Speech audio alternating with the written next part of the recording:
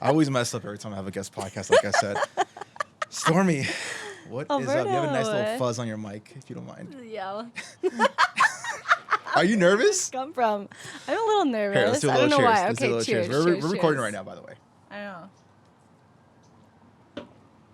What's it been? Like 2 years since the last podcast? The last podcast was 2020, I'd say.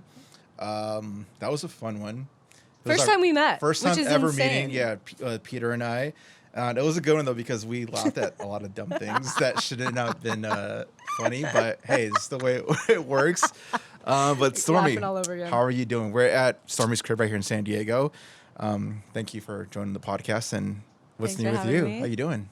Good. I mean, summer's approaching in San Diego. I'm happy to be.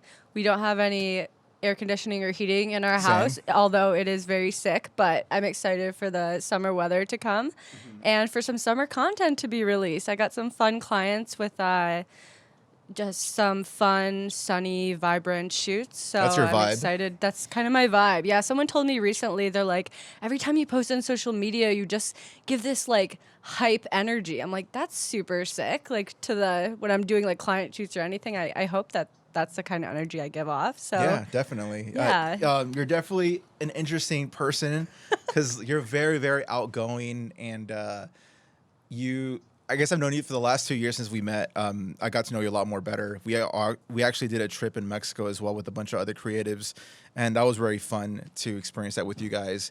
And just seeing your growth from when you first started the videography freelance space to where you are now is like an insane growth, and it's like I'm very proud of you as far as you've gone, and just want to know how that experience has been as far as like growing. What's been new that you've been doing? What is it that you've been working on? And just overall, how the hell did you get to where you're at right now? Yeah, I was looking actually back on our first podcast, and I'm so happy that we kind of documented that era of time, because rewatching it, I thought a lot about the things that have changed, like in the perspectives that have changed, like things that I thought were hard then, and the obstacles that I then encountered, or things that I thought were easy, and then just so much has changed perspectively. And I would say one major thing that I'm feeling right now is a lot of clarity, like clarity in the people that I'm working with, clarity in the direction that I'm going, clarity in how my career aligns with my lifestyle, aligns with my values, aligns with my friendships, is intertwined with my whole life. And that has felt so just like, in a sense, spiritual to have that combination of like your career fulfilling your lifestyle as well. So I would say that the things that have changed in that have been the people that I've surrounded myself with, the people that I might have cut out of my life as well, just to be more highly aligned with that. Kind of more just focusing inward and thinking about the life that I want to lead in every single aspect of life. So luckily, you're one of the people that's aligned in my life, and yeah, it's been a crazy ride. So it sounds like it's more having a solid foundation as far as like a support system for the most part. What is it that I mean, damn, I'm trying to figure out where I want to go with this because we could literally go anywhere, but I want to keep it as simple as possible. Sure. I know in Mexico we shot a lot of cool stuff, and I'm curious to know if any of that cool stuff is ever going to come out to light. What do you mean? The one thing that I released from Mexico got over 1 million views. Oh, dude, that what are you talking about? was insane. Yeah, I know that so that cool. actually did blow up like crazy. And I remember we'd go out and about like, yo, can you ask him to do the? I'm like, no, you got to do it yourself. Like, I'll show you how. I'll tell you how to say it. So for context, we went on this creative trips with Alberto, my friend Mar, my friend Gabe, and we intentionally made it a videographer trip to Puerto Escondido, Mexico, which Alberto recommended, which is just like the most dreamy place in the world. The culture, the food, the music, the weather, the nature, the ocean. Oh, just such a dream. And it was nice because it was my first time using a camera on a trip because I kind of had recently taken up videography, and I've been to New Zealand. I've been to some beautiful places in the world, but this was my first time capturing it with a lens, with that perspective. And I remember seeing the trend with the Frank Ocean music and Pink and White, the song. And I was like, ooh, I want to make that trend, but in Oaxaca, of the different frames of people's faces. I didn't really, a lot of trends don't really resonate with me, not to be a hipster, but I really loved this trend because it was all about like people and the souls and the eyes and like this emotion and the different backdrops. And yeah, we went to Mexico and I got a bunch of different people, asked them in Spanish. And it was, I think, like the first reel that I posted with the maybe a little bit of intention to maybe this blows up, maybe it doesn't. It's really from the soul. And damn, yeah, it really took off and got a bunch of views. And I'm really happy about that. But there is like a 90% archive of footage that has not been released. Yeah. I need to get on that. I remember you're pretty much vlogging it for the most part. Yeah, you're shotgun Yeah. mic and everything. Send you some drone raw footage, which you better freaking use because I got some good I'm stuff. going to say shot by Stormie Kadar. Yeah, Okay. seriously. But like, yo, that video like really did take off. Do you feel like that really impacted in any sort of way in a positive aspect as far as like business wise, or literally just the numbers? Yeah, I mean, to be honest, I don't think I've ever been one that really cares about numbers on like a surface level, but if we're being very honest and transparent, yeah, like really it kind of boosted my confidence in what I'm doing is impacting people and can have a huge impact on people. My color grading has improved. A lot of people mention the color grading. I've been really trying to zone in on that and watch a lot of YouTube videos. I started out in real estate, which is very realistic looking. You know, you don't want to do the teal and orange You at a can't really real grade. estate shoot. It's more color correction, if anything. Yeah, more than add some grade. contrast, add some vibrance, but really getting into like the different tones and the highlights and the shadows. So yeah, that really boosted my confidence, and you need stuff like that. I don't know if you'd agree, but like you need sometimes like a client to hit you up and maybe the client doesn't even work out, which I've had a lot recently. I've had a lot of clients. I'm like, oh my gosh, this is my dream client. It ends up not working out. But in that moment, it kind of gives me some reassurance like, wow, Stormie, you've built yourself up to the level where you're attracting this level of clientele. You are on the right track, and you need those ego boosts just to keep you going, because it's so easy to fall in the pitfall of, oh my God, I don't even know how to color grade a clip. Oh my gosh, why am I a videographer? Like I should just quit right now. Mm-hmm. So Yeah, I mean, just seeing that, your following as well, like went insane for that freaking post, which it's cool. There's a lot of in the comments that I saw, like just again complimenting your color grade and whatnot. Like, which I'm glad, because like when I first met you, I think you were shooting straight out the camera colors. I'm like, dude, try S-Log, try S-Cinetone, and then you actually finally sucked your teeth into. I'm not gonna say master, because I mean there's always room to improve even with the grades. But like you actually did a really hell of a job with that specific video. Do you have any trips in the future coming up? trips in the future, Especially this coming summer, up. or are you just booked and busy? Yes. So we have like a snowboarding trip. I think I'm just going to go one actually at the end of the month. I haven't focused as much on snowboarding because San Diego is a very surf town and it's freaking expensive. Snowboarding.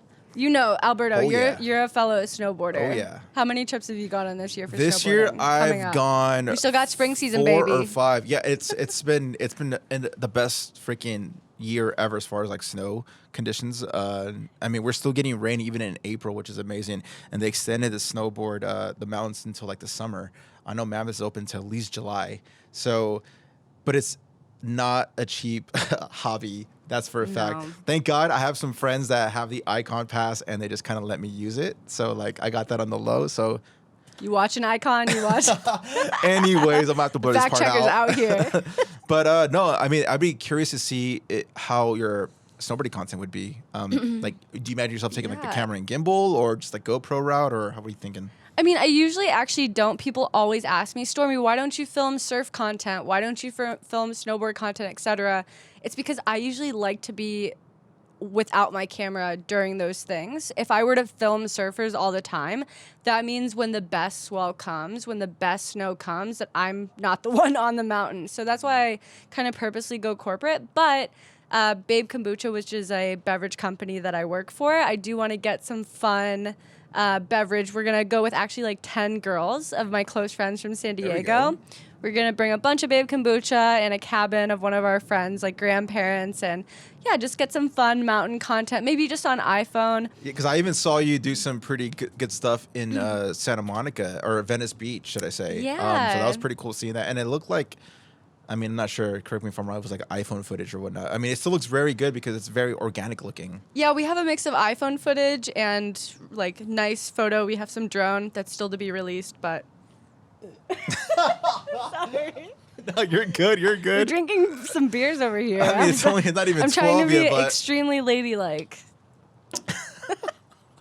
I did anyways. it off the mic, but we're gonna cut it out. Maybe the last time I asked Alberto to cut something out, he kept it in. So. I keep it raw and organic over here. I appreciate that. I do appreciate that. How's it been working with such a big brand like Babe Kombucha and like others like ClickUp, for example? Yeah, so I mean, Babe Kombucha, yes, they're like a big brand right now. We just got into Sprouts, we just got into grocery outlets. Erewhon, Los Angeles, like come on, Hailey Bieber and all the likes like have drinks there. That's amazing. But, you know, Babe started as a small brand. And you were there and I was there, Yeah. and that's been the cool growth. Like, they're actually right near my house, and I used to jog past them every day, and I saw this sign, and it was really unique. Like, a circle said Babe, and I was like, like, what is Babe Kombucha? I don't really know, like, what kombucha is. And long story short, made them a free video. I was just doing real estate at the time. I wanted to branch into, like, beverage photography, videography, and started doing social media for them. And not to say, I mean, it's been a huge team effort. Everybody at the Babe team works so hard in marketing and finance, et cetera, sales, in person. But it's kind of cool to know that maybe at the start, they only had iPhone marketing. I feel like most mom and pop shops, even like Of chains, they course. still use iPhone because it's usually not necessarily what they could afford, but they just don't know much. And that's what I commend them for, is they were so aggressive with their iPhone marketing and their guerrilla marketing of in person, like going into coffee shops. Like, do you have Babe Kombucha? Do you want to have Babe Kombucha? The guy Vinny is from Brazil, and I think he's so charismatic and so charming.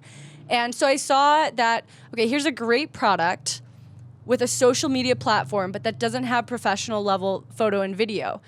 How can I maybe send them some free stuff and get it in their minds that they can elevate their content with professional marketing? Yes, maybe a photo of a can like this, it's on a nice camera, might not get as much engagement as first because the local community is used to that like iPhone, more mom and pop feel. Right. But I would like to say that maybe they would not have gotten into Erewhon, to be as bold to say, without professional photo and video, they wouldn't be there. Bro, that's because a that's fact. what luxury grocery stores look for. Like, are you taking your marketing seriously? Are you investing in professional videography, photography? Like, okay, that's kind of the barrier of entry, as silly as it sounds, to be able to get into this location. No, so that's cool to be a part of this story. I'm really proud of them. Two things. One, as far as like the quality goes and landing on those bigger stages as far as like audiences and whatnot. No, it's a fact. Like, yes, it's easy. Everyone and their moms has an iPhone at this point that shoots 4K, 60 or whatever. But if you want to get to that next level, you do need to step up your content game as far as the quality aspect goes. And this leads to my second point. Like, you doing some content for them for free landed you a business relationship for years at this point. Since I've known you, since the whole time I've known you for like the last 2.5, 3 years at this point. How is doing some free work beneficial to your career? Because I feel like a lot of creators are against free work. They just feel like they have a $2,000 camera and they just feel like, all right, I'm worth X amount of dollars now just because I have that camera. In my opinion, no, you don't. You need to show the portfolio. You need to show your work ethic. Are you business savvy? Can you have these conversations with these execs? So if you want to tap on into as far as like the free work aspect. Yeah, so my opinion on free work. Luckily, when I was at the start, I had a really good mentor named Evan, and he told me that free work is only ever good if that free work is going to lead you to bigger and better clients. So if you're out here doing free work for a baby shoot or, you know, a beverage shoot, etc. shoot, that's not actually, you don't actually want to do more baby shoots, more beverage shoots, then that is not going to lead you to anywhere good that is going to then give you a return on investment for that free video. So when I was doing that free video for Babe Kombucha, I was like, this is a client that I want to work with potentially long term. I want to get into the beverage industry. So it makes sense to do one initial free video to show proof of concept, which ended up landing me a continuous retainer that's lasted 2.5 years with them and that I've grown with them. So I will never be stuck up enough to say that free work. I mean, I have friends that are at way higher levels that take it to. I had a friend that did spec work for Spotify. They were like, "Oh, I've already worked with, the things below Spotify. So, but I haven't worked with the Spotify. So let me do a free spec work video, because if that means that I'm going to get on a $12,000 a month retainer with Spotify XYZ, then that's going to be totally worth it." But yeah, I would definitely recommend, though. I see so many videographers spend so much time doing free work for brands and companies that don't throw cool events, that aren't doing cool marketing, XYZ, and it's like, that's only going to give you more of the same. Right. Sublime events, sublime shoots. It's not going to lead to more. Can you do you have one example of, let's say, a free gig or even a low paying gig, as far as doing something that you probably didn't know you want to do, but I think when you first start, you kind of just do whatever comes at you. And my first year in videography. I'm sure one of many examples. You have one clear example of like a gig that you're like, I'm doing this for free or on the low, but I just don't see myself doing this in a couple of years from now. Totally. So one free gig that I did that led to one of my biggest clients to date is I wasn't doing any fitness photography, videography. And I was like, I've done real estate, I've done beverage. Maybe I like fitness. I was kind of a jack of all trades and just wanted to try everything. So I'm a big believer that try everything, figure out what you like and don't like, and then run with what you like. Sometimes you got to do stuff that you don't like to know what that you like, instead of just thinking like, oh, I definitely like this, and realizing that you don't. So I wanted to try a fitness video. So I reached out, I went on Instagram, looked up hashtag San Diego Fitness, and I found this guy named Jacob, and I did a free fitness video for him at this gym called Fit downtown, like very luxurious, looks over the Padres Stadium. It's a dope gym. Such a dope gym. I've definitely considered many times to get a membership there. But that monthly retainer is insane. I'm this close, but the monthly retainer is insane. Anyway, made a shot list. I said, hey, so another thing about free shoots is when you're offering someone to get free content, you're kind of in control of the shot list. Like, really take charge and take the direction of what you want that shoot to look like. You're offering someone free content in order to build your portfolio. It should be aligned with the kind of style that you want for clients moving forward. So I wouldn't feel guilty about taking charge. The person that's getting the free content, they can't have too much say in it's free content, and it's in order to build your business. So it's a two-way street, that they are getting amazing content, but they have to understand that it's for the purpose of building your portfolio, and that's kind of the trade-off here. Did you ever experience any pushback in regards to like, they see, free, I'm going to take free content all day because I'm sick of using my phone all the time. But did you ever like catch any pushback from like the actual, let's say the talent that like, well, I want to go this route instead of this route? A little bit, but at that time I had already, from my mentor, luckily, saved a lot of time and tears from understanding that this was in order to build my portfolio. So kind of going back to, I showed up at the fitness shoot at Fit Gym, and I shot this fitness video, kind of my first time. I shot listed the shots. It was going to be like seamless whip transitions from one to the other in different locations of the gym.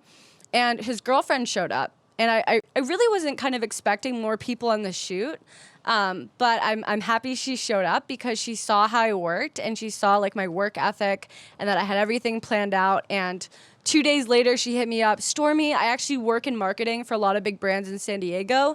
Do you want to come shoot this luxury nightclub called Sidebar? And at first I thought she said Sidecar, which is like a dive bar down the street that sells like pretzels and beer. And I was like, sure, I'll go. I mean, yeah, it's right down the street. Little did I know is actually, when I reread the text, Sidebar, one of San Diego's top luxury nightclubs. Right. And I went to the shoot, and it was a hit. Like, I really love music and culture, and I feel like I do well in situations where I'm kind of vibing with the dancers and the people. And they loved my first round of content. And a year later, we've done like so many videos together. They're one of my top clients. They've put me in places where I'm in front of celebrities like Tia Blanco and just a bunch of high-level kind of like people in the industry. And they've really elevated my career in terms of having a huge portfolio for nightclub photography. So here I am doing this free fitness shoot for free. And that led to me getting a retainer with one of San Diego's top nightclubs. Who would have thought? That's pretty cool. Like, there's like 2 vivid examples of you doing 2 free shoots. Granted, like the fitness shoot didn't take you to like the fitness world, but with that shoot, it still led you to another 2-year retainer with this other nightclub, which is yeah. So cool. imagine if I had been too stuck up and said like, I'm not gonna do any free shoots. Like, I'm too good for this. I should be working for DJI already. Like, that would have never happened. And Right. The people that work there are great. Like, I feel like, I'm just really happy with the clients that I have. Babe Kombucha is very vibrant and local, and they're growing. The same thing with Sidebar and ClickUp and a few other clients. Just great people to work with, and I couldn't be happier to be continuously working with them. All right, it can't be all great and dandy because you're working with. It sounds like you're working with the best of the best, but I'm sure you still have your rotten tomatoes out there, rotten apples, where it's like. I started from the mud, Alberto. Yeah, that's a fact. Yeah. I started from the dungeon. So I'm trying to get top tier out here now. No, of course. I mean, it's easier said than done, and there's some cons. I know you've put in the work for sure. You've done a lot of shitty projects out there that you just are not in tune with. But how does it feel being this dope and successful in such a male-dominant space? Sure. I think one of the last times we talked, I had some experiences being a female videographer, some negative experiences. And I just want to say first and foremost that I really, really, really try not to, in my industry, kind of play a card of like, poor me, I'm the female videographer. You should hire me just because I'm female, just because of this. But let's be very honest. Being a female in this industry, it is different. It is very different from the client initiation. And what I've learned, there is always in the back of your head, is this person just hiring me because they think they're going to go out to dinner with me, because they think it's going to lead to something else. And that thought doesn't really ever go away. And I continue to have those experiences. Jeez, even till now. Even till now. As successful as you are and killing it. Yeah, and luckily, and that's why I really try and align with companies and people that I know are disciplined in that respect and would still, because let's be honest too, like sometimes stuff naturally happens. You meet someone in the office, you guys meet, you actually do get married, blah, blah, blah, blah, blah. But first and foremost, if you say you're going to do business with someone, make sure you're doing business with someone, whether or not that's going to lead to something else in the future. And I've just seen so many times where the first DM or thought is, hey, let's go out to dinner to discuss the potential of hiring you for media in the future. And it's sad because I know if I say, hey, I'd rather book first and then maybe we can, I go out to dinner with clients and things like that, do that in the future, and then ghosted. I hear nothing. And I know it's not about the price. So yeah, being a female in the industry,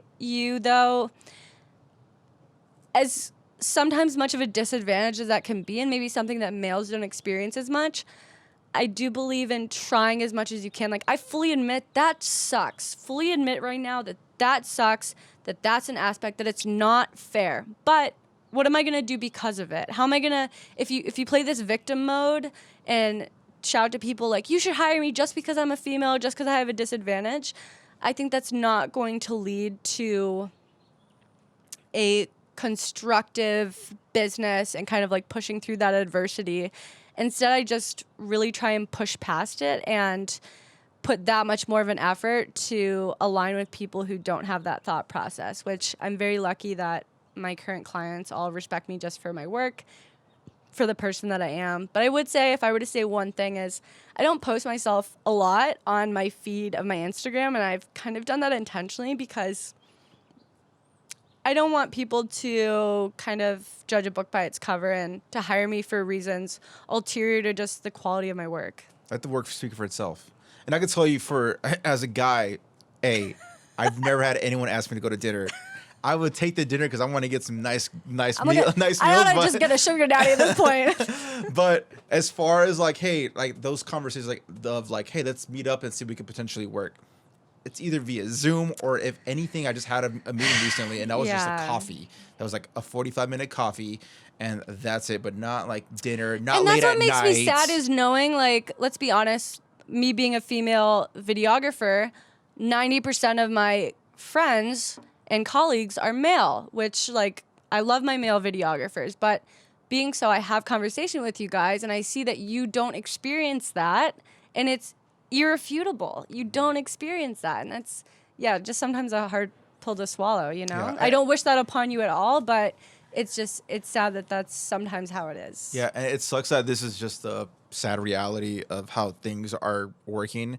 But I do appreciate the fact that you don't have the feel bad for me mentality. You let the work speak for itself. You clearly doing, you know what the hell you're doing right now, and you're clearly killing it with all the clients that you have right now. And I mean, I remember, like I said, like 2-3 years ago when we first met, like you were doing one-off jobs, and now you have like full-on retainers, and you learned so much as far as the business goes.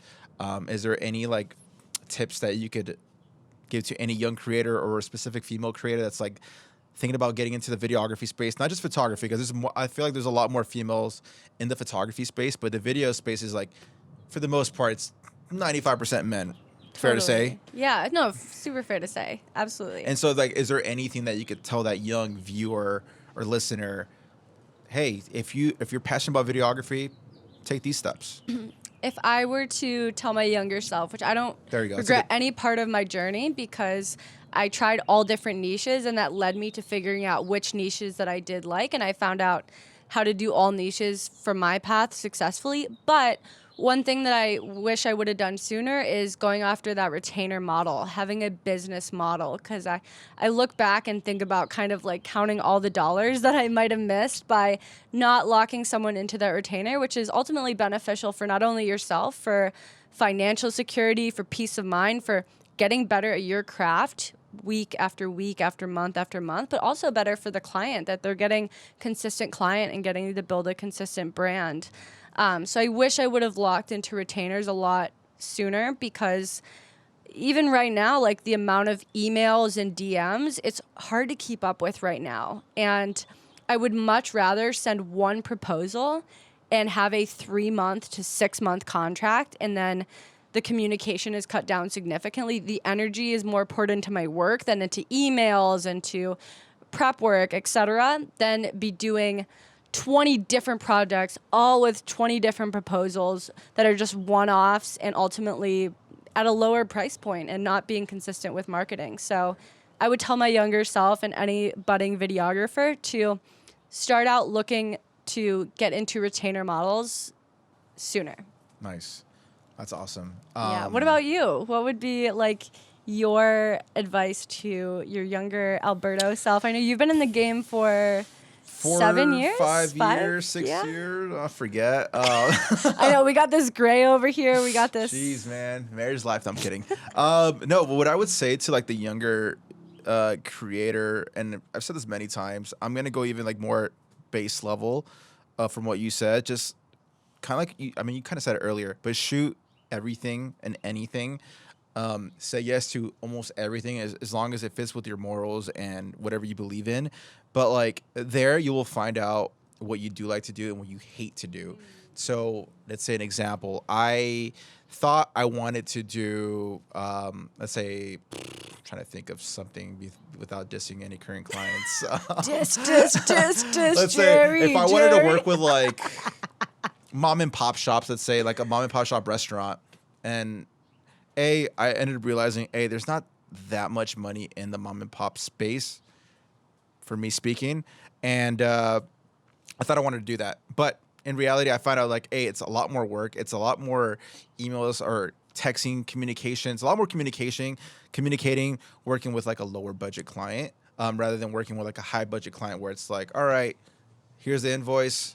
All right, I'm going to pay you right now. No questions asked. High budget clients will always, the lowest paying clients will always expect the most. They always will expect the most. I don't know why that's the reason. Expect you to wake up at 5 a.m., expect a $500 dollar video to look like a Nike commercial. And the highest paying clients will always be the most easy to work with. And they will just trust that you're going to do your job. So save yourself the headache, save yourself the energy, have some dignity, have respect for you and your client, and go after those higher end clients that know your value. True. Yeah. And like, even like on the way here, I was having a conversation with one of my current higher paying clients, and pretty much expressing like, hey man, we really love working with you. We love your communication. We love everything that you're doing. We love the quality, blah, blah, blah, blah, blah. And like that really feels good. Like I sometimes need that validation. I'm like, all right, I'm doing something right. Because like there's been instances Words of affirmation, of course. There's been instances where I've worked with like, let's say a lower end project where I send them the video and I send them everything and you don't even hear back. Like, did you even like it? Did you hate it? Like no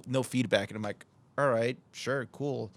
And it's I mean, it is what it is, but kind of like you said, the higher end clients for some reason, I think it's because they have that business experience. Because they're so busy experience. too. I think like the busier, I think higher level people, they just are busier and they want like, they hire people that they already know and trust through their work, that they're going to do their job, versus kind of on the lower end, more of their budget, more of their monthly income is like all going to there. So they're they have this anxiety maybe around like it not being worth their value. And so in that regard, they nitpick everything because they want to get the most value out of it. And as much as I understand that, it's exhausting as a videographer to work like that on a week-to-week, month-to-month basis. And a way to avoid that, guys, I think, where they're texting you at 5 a.m, they feel like you're on call on their schedule, is to like set some boundaries, like set some hard boundaries in the initial conversation. And it's like, hey, we're going to communicate via email, not via text message. First of all, they don't really have my number for the most part. You taught me that. I've been getting better at it. Yeah. And so like, I don't like seeing text messages first thing in the morning. I do not disturb my favorite. What about when you're like, oh, I'm 5 minutes away from the location? That's different. 15 minutes away from the location. Yeah, like once I have the contract, I will request their phone number and of course their email, obviously. And then from there, I let them know like status updates, like, hey, by the way, I'm like running 10 minutes late if that were to happen. But setting those hard boundaries of like, hey, these are the expectations and these are the deliverables. This is what's going to happen as far as like the procedure goes. So if you want to do 20 more revisions, just know it's going to cost you by doing those 20x revisions. You ever done 20 revisions, Alberto? Bro, I've off revisions, I've made over $1,500 on just revisions on one project before. So guys, do not do free revisions. That's a fact. Guys, purposely fuck up so that you can revise. No, I'm kidding. Don't do that. No, but like if there's like certain corrections that I clearly messed up on, I don't really count that as revisions. Sure. Like if I were to do a typo on text or something like that, which happens to be quite often, honestly. Yeah, and okay, so that's another thing. Let's talk about accountability and boundaries. I mean, I think a lot of videographers, what I've seen is, I had recently one videographer hit me up in the DMs. He's like, "Hey, can you connect me with this big festival?" And I was like, "Hey, dude, sorry, I don't actually have any connections with this big festival." But I looked at his work and I was like, "You don't have any portfolio to work for this festival." And at that time, I was trying to work for this big festival, actually, in fact, myself, but I'm not gonna, gatekeep or anything. Like, if he's got the work, like, and they want to hire him, let him have it. But I looked at his Instagram and I said, hey, you don't really have any portfolio to be qualified for this festival. Do you have things that you haven't posted? No, and he replied with, I feel like just people in the videography space are just not giving me a chance to try this avenue. And this is a high level festival. The people that are working here. What are we talking? We're talking like Coachella or Cross Festival in San Diego, which is awesome, yeah. which is a big one. It's an honor to shoot there. It's like such a sick. I mean, some of the best DJs and house music and tech music. An amazing venue on Waterfront Park. And yeah, I was really like kind of stunned at the entitlement of, here I am, working on a nightclub, high level nightclub, doing my stuff, and I'm still not, maybe working for Crossed. No worries, but I don't blame it on anybody else or anybody else for giving me an opportunity. I think, yes, there's a little bit of luck involved, but you create your own luck from doing free gigs, and that's the stuff that I told him. I said, hey, if they're not hiring you right now or they're not noticing you right now, maybe you need to build your portfolio. Well, how do I build my portfolio if I'm not working for high-level places like that?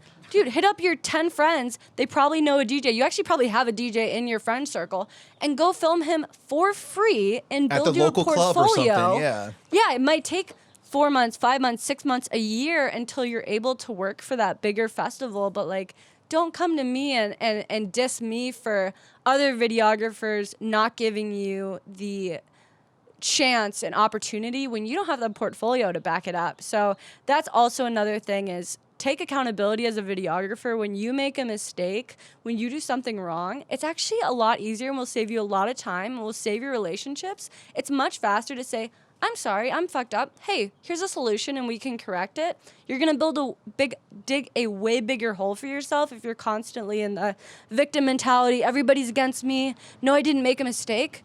Dude, it made you fucked up. Get over it. Yeah. It's fine. It's not the end of the world. And this goes back to the entitlement as far as like, hey, just because I own a A7S, I deserve this gig because I have a $2,500 camera body plus $1,000 lens. Bro, it's not just the camera, man. It's about, like you said, the portfolio. Like when I first started, I was shooting everything, like literally everything I could think of, man. Like, and it's gotten me to a lot of cool. It's opened a lot of doors for me, and so like, I don't know, man. I don't know if it's like the whole TikTok and Instagram reel space where it's like they make things look so easy right now. Like, hey, do you want to be a billionaire and have a Bugatti right now? It's you just gotta follow oversaturated. You just gotta follow these 3 steps, and you're gonna get that right now. Oh, by the way, six figure. I'm so sick of hearing it. Click the link in my bio for my master class too, just if you want to learn how to get that. It's like, bro. That is, I mean, that is a sort of marketing tactic, but I think it's a little trash in my opinion because you're not being fully transparent. There's a reason why people that are killing it are killing it because they've done the work in my opinion. Yes, there is that slim chance of like the your luck parents was bought you a camera and yeah, I think everybody starts at different levels, and I've always said this is everybody in life in anything is dealt a different hand of cards. It's not about the hand you've been dealt. It's about what you do with the hand that you've been dealt. So stop playing the victim and say, okay, this person was dealt this deck of cards. I was dealt this set of cards. Yeah. You know what? My deck of cards kind of sucks, but I'm going to make the most of it and try and use my ingenuity to make the best of it and see if I can get ahead. And that's the best success stories. People have, hey, if one person has done it, there's no excuse why you can't do it. True. So. And it's one of the reasons why I value our friendship and like people that are close to us, like Mar, Adrian, all them good people, because we have not the exact upbringing, but similar lifestyle as far as like, hey, nothing was handed to us. We had to like kind of make it happen for ourselves. And it's why I appreciate you guys so much. And it's really cool that we're all like pretty much close, tightly knit for the most part. We're gonna have a nice little video creator event this coming weekend. Some volleyball. Some beach volleyball. Are you good at volleyball, Alberto? I'm a beast. I'm gonna spike. You're gonna spike on me? I'm gonna do it like on the meet the parents, spike the ball on your face. Like. That's one thing I can't do. Listen, I'm 5'2". I'm a pretty good beach volleyball player, but I mean I can't spike. It's like physically impossible for me to spike. So I'm usually the spiked on. Yeah. Well, that might happen. Don't get me pissed off. No, I'm kidding. But no, but I agree. As far as the entitlement goes, with the social media microwave content that we're creating right now, not we are creating, but that's being thrown out there, it does make it look easy. You want to make 6 figures? That's like the buzzword right now. 6 figures, and I'll be a fault. I've used that term plenty of times. Sure. But I mean, so this is where I want to transition to. Also, like I think there's a buzz, and sorry to cut you off if you have anything, but the 6-figure mark, I mean, yes, it's like an amazing aspiration to go to, like an amazing milestone in life, but that's another thing that I've gotten clarity around in my life. Like, have I been close to that? Yes, but am I obsessed with that number? I've recently become no, because I also just want videographers who are first starting out in this space or any space to know that get very clear on the lifestyle that you want to live and then make your career towards that. That's just my personal advice is, hey, if you want to go live off grid and you don't want to spend that much money, you don't care about clubbing, you don't care about fancy restaurants, whatever, that genuinely brings you happiness and you realize, hey, I only need $5,000 a month to make that happen. And I can save and still, be responsible at all, whatever. Then you don't need to make 6 figures per year. I know.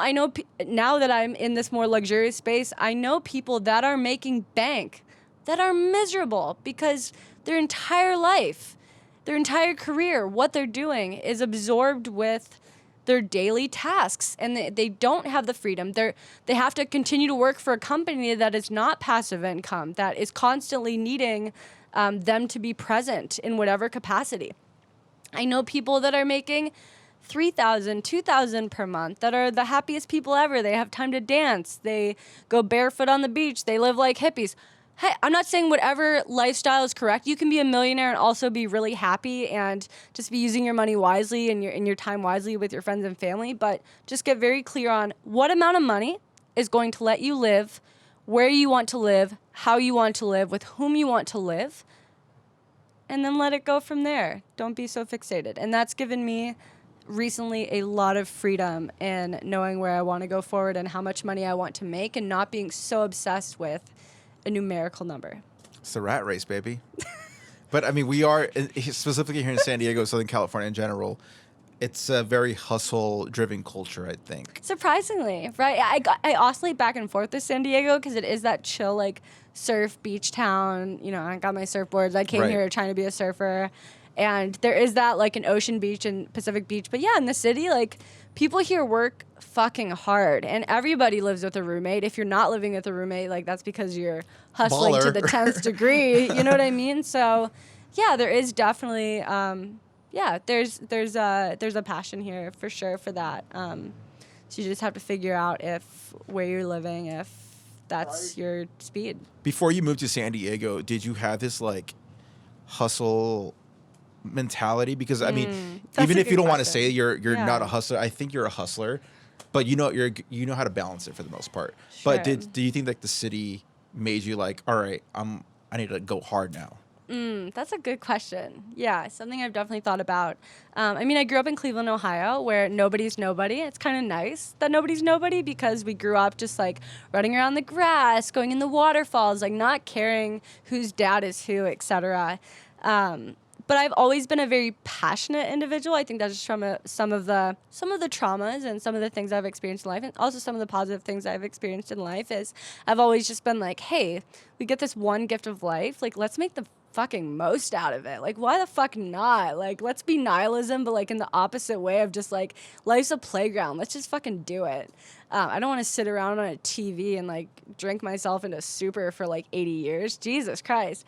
And so I think when I moved to San Diego, that was my first time really experiencing like the city life. I lived for my first 6 months right on 8th Avenue in the middle of the city, which was like a kind of a culture shock. And now I live 15 minutes away from the city in a quiet neighborhood, but still commuting to the city all the time.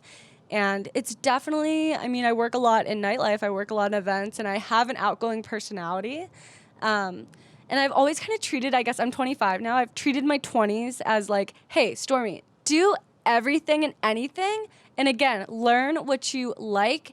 And it's also a value to learn what you don't like. So even if maybe I don't like working in the nightlife industry all the time because it's a little bit exhausting. You're working kind of odd hours. I can't even imagine doing I that. enjoy it. When I see your stories, I'm like, bro, it can never be me. I genuinely enjoy it right now because I'm 25. I'm young. I'm 33 I love and washed, so yeah. Makes sense. Things are adding up. But I really like it right now. But yeah, in 5 years, I might not like it as much because my energy is kind of shifting. So I'm very thankful to, in these 3 years in San Diego, have experienced genuine city life, very city life, the commuting, everything. But as I look forward, I'm very much more of like a hippie, and we've talked about this. I'm way more of a hippie. Nature is like actually my first thing. I spent a year in New Zealand. I've always been into ecology and things like that. So yes, I look towards the future. I look to build on that alignment a little bit more for the long term. But that doesn't mean I would change anything. And I think that a lot of people look at their lives like they have to be doing exactly what they think they're going to be doing in the future right now. And I'm like, actually, the seasons of life, it's sometimes good to just experience, again, those seasons. Like, I've seen the city, and now I know, okay, I like this. I don't really like this. What do I want to transfer to the next chapter? I like this, and to the next chapter. And then someday, maybe you find something that's, like, completely aligned with you. But I think it would just be too boring if it was always aligned all the time. What do you think? Yeah, sure. I mean, it's just hearing you speak right now. It's like, damn, like it's hard to believe that you're 25 years old because you speak like you are like 40 or something. Like you have so much wisdom and like so much knowledge about life and whatnot. But like again, like that's one of the reasons why I appreciate our friendship is because like you have that different perspective where you'll like challenge me. Where like, all right, I never thought about it like that. You know, like I'm kind of like the opposite, not fully, but like I've been born and raised in Oceanside, and I love where I live. It's where I grew up, and sure, I mean I've done my travels, and I still want to continue traveling, but I love where I'm at. But again, it's like not everyone's built the same, you know. So I mean that's why I appreciate that you're doing whatever the hell you want to do whenever you want to do it, and just like some of the stuff that we spoke off mic or off air, I'm just like, man, that's super cool. And I'm very proud of you, and I cannot wait to see what you do. But speaking of long term, do you still see yourself creating content, or even like for your personal side? Because we haven't really touched more about your personal content besides the Oaxaca video that you just did. Do you see yourself doing any sort of like personal content, or do you just see yourself creating just for the bag? Creative for the bag. I'm definitely at a place in my life where I kind of want to transition a little bit towards, I've been creating things for other people for 2.5 going on 3 years. And I've taken a lot of influence from just watching people speak and how they do marketing. And I think I'd be at a really good place to start applying that to myself and my own brand. And I think I finally feel comfortable to do that. It's just kind of deciphering which avenue I want to take that in. So I do have an up-and-coming project abroad that I think would be great for a YouTube platform. I also find that I most resonate with YouTube. It's about kind of long-form content, inspiring content, authentic from the heart content that I just feel like I can most express myself the best way through that long-term content than I can through maybe Instagram and TikTok, which might play a smaller part. But I think growing a YouTube community would be really amazing for me, and is just that really sustainable form of expression. So maybe in the future, that's coming up. I'm happy to hear that, because like I'm an old head where I love long-form content. I watch YouTube nonstop more than any other freaking streaming platform. YouTube University. It's the best thing. Like even just for entertainment, I still watch YouTube. Like, you know, but I mean, as far as that journey goes, like creating a whole YouTube community, I feel like, I mean, you clearly have the gear. And speaking of gear, for the nerds out there, what is that you're rocking in 2023? What's in your everyday camera bag? 2023. So perspective, if you saw my first podcast, I started out rocking the Sony a6000, $1,000 camera. Got me through some of my first clients, helped me build my portfolio. But today I am rocking the A7 IV, great hybrid for photo and video, which I'm still doing mostly hybrid shooting at the moment. Great in low light I work at one of the nicest, the top nightclubs in San Diego. It gets me good with that Sigma 2.8 24-70 lens, good for low light. I do have the Sony 50 millimeter 1.8 as well, it's 35, and then on crop sensor around 30 millimeters. And I love my little Lume Cube. They're actually, I didn't realize, from San Diego, but they make these tiny little, people often think that it's an iPhone on the side of my camera, but these tiny little lights that project, like, they're so bright. You can control color temperature. You can control how bright or dull that the light is. RGB as well. well? I usually rock. They don't have RGB. They do have an RGB brand, but it's a pro version, Gotcha. and I just don't toy a lot with colored lights. It's mostly events. But that is in the gear list. And then the Ronin RSC2. I do need to upgrade my gimbal. Same. Because I've noticed that the motors have started to kind of die after, I've had it for 2.5 years, and I didn't realize, like, the life on a gimbal is about 2 years. So I always thought, like, I'm going to drop $800 to $1,000 on a gimbal. Like, that should last me, like, my life, right? No. About 2 years, especially if you overload it with a zoom 24-70 lens. Yeah, it's totally the fact that you're able to stabilize it with the 24-70, which is not internal zoom, it's external zoom. It's insane. They say that on the manual, it's like, no, you can't hold this weight, but it freaking can. Yeah. That thing is a beast, and that's one thing I would like to start using prime lenses a bit more. I know you use prime lenses quite a bit, but I just love being able to go from 24 to 70 so fast, especially with the fast-paced events. But that's something that I'm looking forward to in 2023 is, 1, experimenting more with color, and 2, using prime lenses more. Right. Do we have drones? Yes, and the Mavic Air 2 drone. People are always saying, I just saw you're actually Potter. And by the way, Alberto has been going freaking hard. Appreciate that. Hard on this podcast. My algorithm, I don't know if it's my algorithm or just the amount of content that he's posting, but I see Daily, baby. I'm a posting Modern daily. Creatives podcast content like every single time I log onto Instagram. It's amazing. So I really It's a lot of commend work, you trust for all the work, and I think that's a direct correlation to the passion that you have for videography and for the people that you're interviewing. So looking forward to seeing more Modern Creative content and me on Modern Creative Podcast.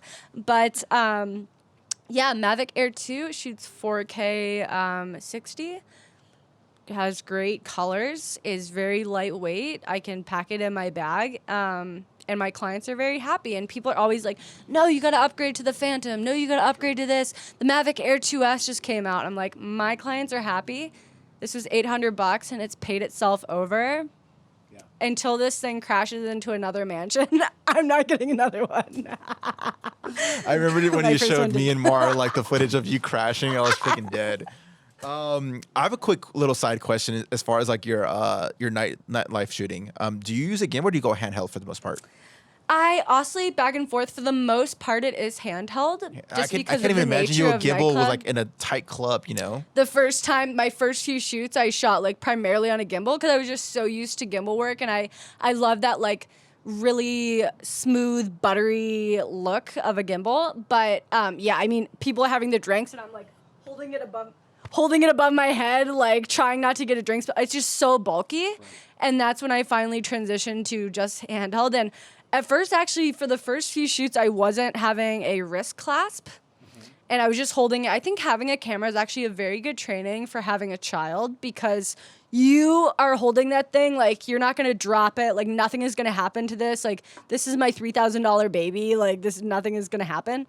But I recently got a wrist strap and it's like changed the game. I can like dangle it. I'm like not worried about if some drunk person runs into me and my camera falls on the ground. So yes, definitely. I mean, whatever event you're doing, if you're doing it handheld, get a wrist strap. And I do pull out the gimbal on specific moments. So, for example, we had, like, the owner of the nightclub had his birthday, and sidebar, the nightclub, they brought out, like, a big tray full of money, and I really wanted to get a clean shot of, like, transitioning from the money to the owner of the nightclub. And for a you longer- might want a gimbal for yeah. that. So that's another thing is just really... Sometimes for events, you can't do pre-production as much because it's like just how the event unfolds, but you can in the moment be like, hey, could I run in the back real quick, set up my gimbal in 2 minutes and get the shot more buttery smooth with like a better transition. So Do you see yourself, because I mean, based on your stories, I see you do a lot of vertical content, especially like with your Talking Heads content for clients. For that specific night shoot, do you use, because I know it's, I mean, you export it at vertical. Is it shot vertically or is it like... It's a mix now. I've recently started, I mean, for actually the majority of my content, I've shot vertically and on a gimbal at least, because I just haven't gotten advanced to the L bracket yet, which like I recently have started shooting an L bracket. If you're going to, what I do still love, and maybe you can resonate considering that we're filming this in horizontal content right now, is the beauty of horizontal is it can go on YouTube horizontally, which people want to watch YouTube, a 7-minute. Nobody wants to watch a 7-minute vertical video. Nobody wants There's to a watch reason why 7-minute vertical Instagram video. got rid of Instagram TV, because it wasn't working. Yes. But the great thing about horizontal is you can go on YouTube, it can go on Instagram, it can go on TikTok. If you only shoot vertical, you cannot put that on YouTube. You cannot put that on longer form content. So just depending on the clients, I'll either, if I know it's only going to go on Instagram, TikTok, it's just vertical. But if I know they're doing multi-use, like a lot of realtors who want to build like a long-lasting brand, the beauty of YouTube, you have 100,000 followers on YouTube, which doesn't sound like a lot, because if you have 100,000 followers on Instagram, people are like, are you even an influencer? Blah, blah, blah, blah, blah. It's like 100,000 followers on YouTube. They're so loyal. They're way more loyal, and they're more likely to engage with your content. It's better to have 100,000 YouTube followers than it is to have 2 million even Instagram, because like how loyal are they to you? Always, all the time. No, so, big facts. That's something I've always said. Like, I've told many people that, like, dude, like having a larger YouTube following or subscribers, those are like real people compared to like Instagram, because Instagram is filled with bots. And the like, comments are nicer. True. Yeah, true. So like I always say like, dude, I'd much rather have a YouTube following than an Instagram following. Right now I have a more of an Instagram following than YouTube. Right now I'm at 1.1K subscribers. La. So In trying to just get how many months that you've been doing Modern Creatives? for the last 13, you're like episode 15, 16 at this point. So Wow. 16 weeks. So like YouTube is definitely the wave where it's really easy. Like if I were to like somehow convert this to like and monetize it, it's a better way to monetize that bad boy via YouTube rather than Instagram. But yeah, What's the projection for Modern Creatives in the next like I'm gonna use a key year? term, 6 figures. I'm kidding. No, and that's not bad. I don't think like because it is like such a huge milestone, and I think given our current economy, the value of the dollar, like you can live a very comfortable lifestyle of 6 figures. I think that is why it is used so much. So, yeah, I mean that's the goal. Right. Before we wrap up, Stormy, is there any other last minute tips that you have for any creatives out there, geared to specifically females, if you want, whatever you got going on? Man, we touched on some of the ones about female and just being clarity in life. It doesn't have to necessarily be Yeah. creative. It could be life. I mean, you talk a lot of wisdom right now, so it's a lot of bars right there Sure. you got. How many bars do I have left? I gotta think about Well, I it. got to create 5, so yeah, I'm kidding. You have 2 more to go. Yeah. I've been counting them. It's so funny because, like, as someone who would like to think that they're like to inspire people, than to be like, think about inspiring. I think just my life got a lot easier, and I found a lot more peace when I just started to create from the heart and make sure that my clients were people that not only resonated with me, of course, financially to support my craft, but who resonated with my heart. So, you know, one thing I love about ClickUp, the company, is the CEO is really into giving back to the community and really inspiring and improving the average person's life. And when I started to really align that, I think don't underestimate how easy it is to blink and to be kind of caught up in the wrong friends, in the wrong clients, in the wrong direction of life. You could think, oh, I would never work for someone that supports these values. I would never be friends with someone that supports these values. Really, really, really take into consideration and with intention.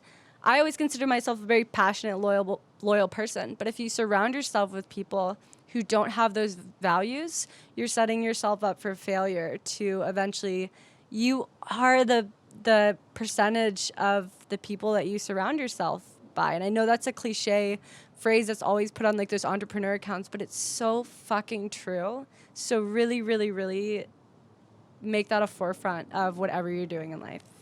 Love it. Stormy, it's been a pleasure catching up with you.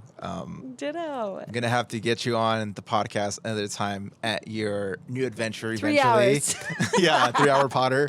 But guys, Stormie's information will be in the description below if you want to connect with her via Instagram.